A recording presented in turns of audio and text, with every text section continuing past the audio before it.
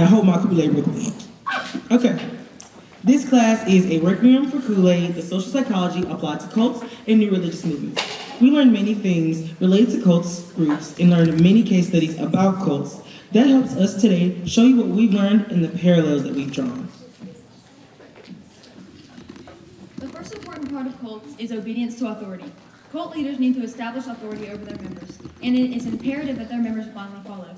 Cult leaders will create trust, set strict rules, and apply discipline. This idea of obedience was tested by Stanley Milgram in an experiment where participants were asked to shock another person while knowing and inflicting pain. Most people followed their authority despite ethical gray areas. In the People's Temple cult, Jim Jones went so far as to convince his entire following to drink poisoned Kool-Aid in order to not commit suicide, but to protest an inhumane world.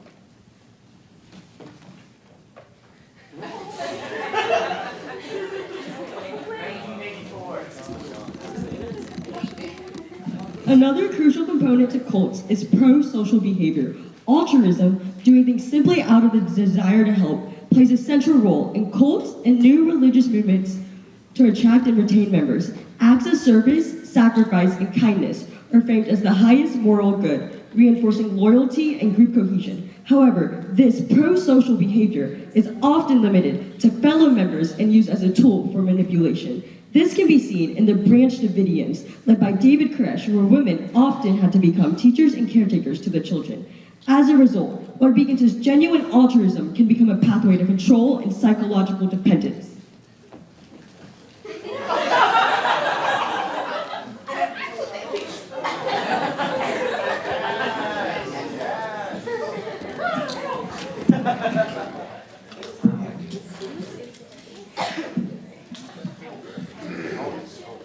Another characteristic of many cults was that members were deeply connected. In fact, many cults like the People's Temple and the Branch Davidians, all members lived together in one area to make it easier for the cult leader to exercise control over the group. Music and dance were also used within cult settings, such as the People's Temple, in which members had a choir and sang songs such as Welcome and Song of Freedom. Music and dance were used to foster a sense of community within the cult to solidify the loyalty to the cult leader.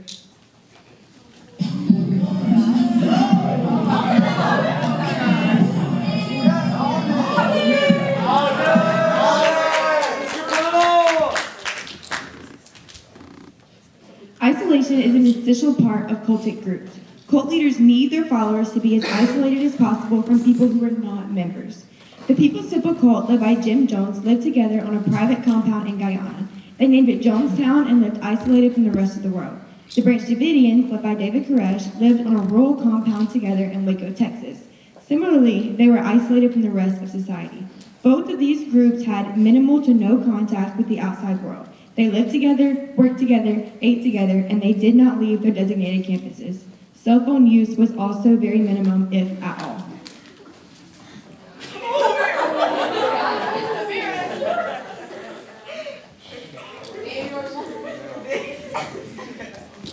Another tactic commonly used in cults is constant activity to keep their members focused on the cult and make connections with other members. David Koresh, leader of the Branch Davidians, preached for hours straight and made his people listen without breaks. Members of the People's Temple, led by Jim Jones, worked 20-plus hours a day to benefit the cult. In both cults, members were constantly given things to do to keep them occupied, which kept them tired. They were given very little, if any, downtime.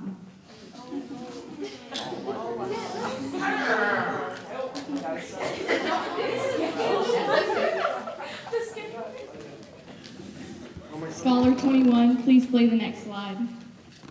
1, 2, 3, 7, 8, 1. The guards insisted on frequent countdowns as a way to keep the prisoners under control. Does that sound familiar? That was the Stanford prison experiment ran by Zimbardo, studying the Lucifer effect when people take advantage of the authority given to them in a certain situation. The guards used the numbers to dehumanize and control their prisoners.